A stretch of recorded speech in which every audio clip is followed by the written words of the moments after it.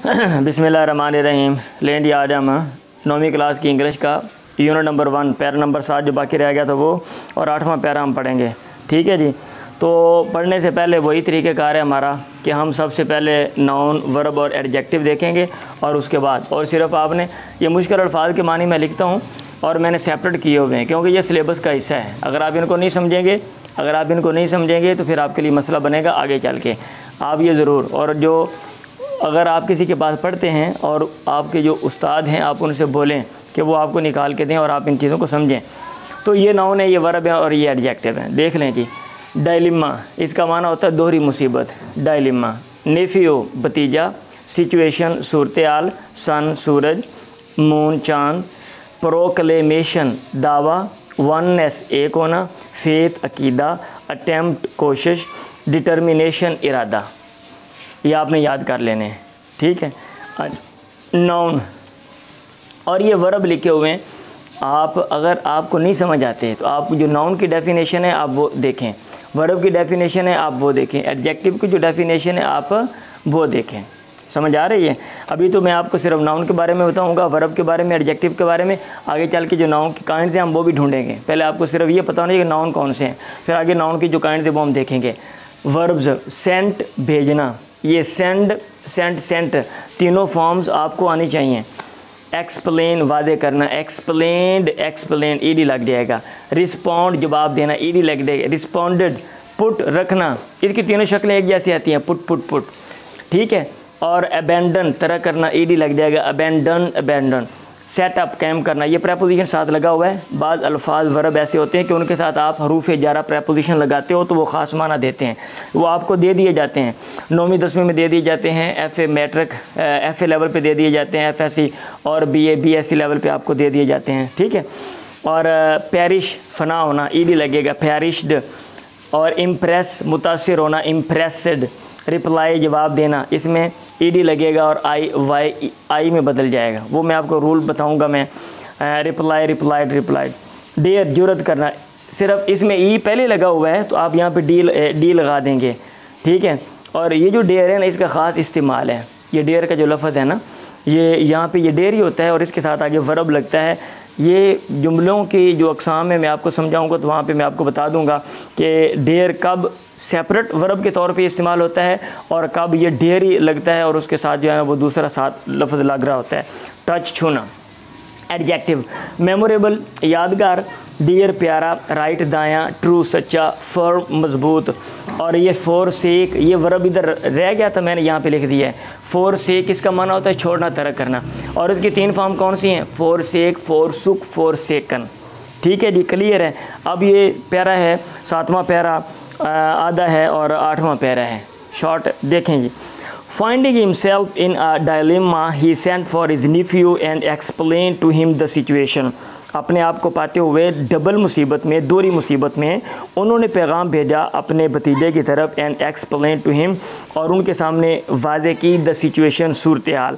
The रसूल responded with these memorable words, और पैगंबर ने जवाब दिया इन यादगार अल्फाज के साथ। माई डियर अंकल, मेरे प्यारे चचा।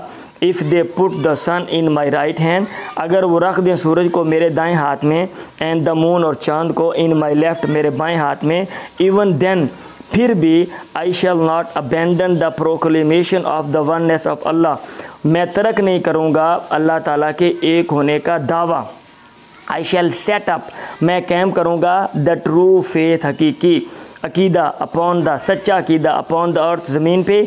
और पेरिश इन द अटेम्प्ट, और या फिर इस कोशिश में मैं फना हो जाऊंगा। 8वां para.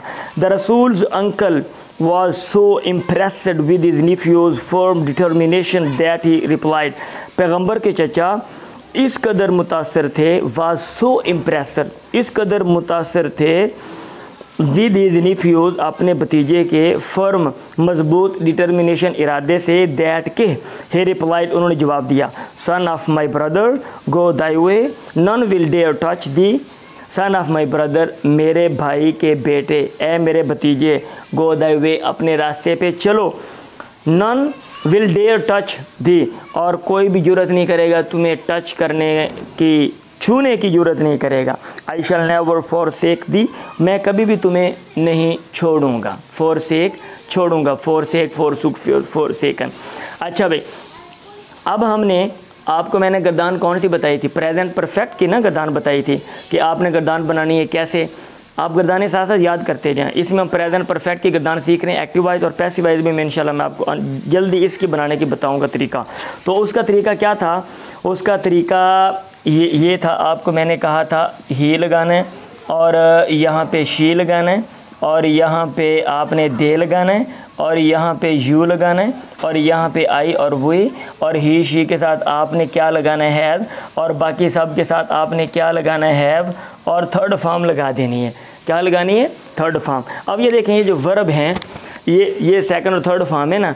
He has sent, she has sent, they have sent, you have sent, I have sent, we have sent. तो आप इस तरह ये गर्दान बना सकते हो। ऐसे पुट, इसकी तीनों शक्लें एक जैसी हैं, तो आप यहाँ पे लिखेंगे ही हैज़ पुट, वो रख चुका है, she has put, they have put, you have put, I have put, we have put. ठीक है। ऐसे पेरिश, ईडी लगेगा, पेरिश्ड, ही हैज़ पेरिश्ड, वो फना हो चुका है, she has perished, they have perished, you have perished, I have perished, we have perished. ऐसे यहाँ पे टच, ईडी लगेगा, touched, he has touched, she has touched, they have touched, you have touched, I have touched, we have touched. अब इसकी जो गर्दान है forsake, forsook, forsaken, समझ आ रही है। गर्मी की वजह से मैं जल्दी से बोल रहा हूँ, गर्मी है ना इसलिए। वो पंखा बंद किया हुआ है, अगर वो पंखा चलाता हूँ तो शोर है, इसलिए फिर मैंने, ठीक है।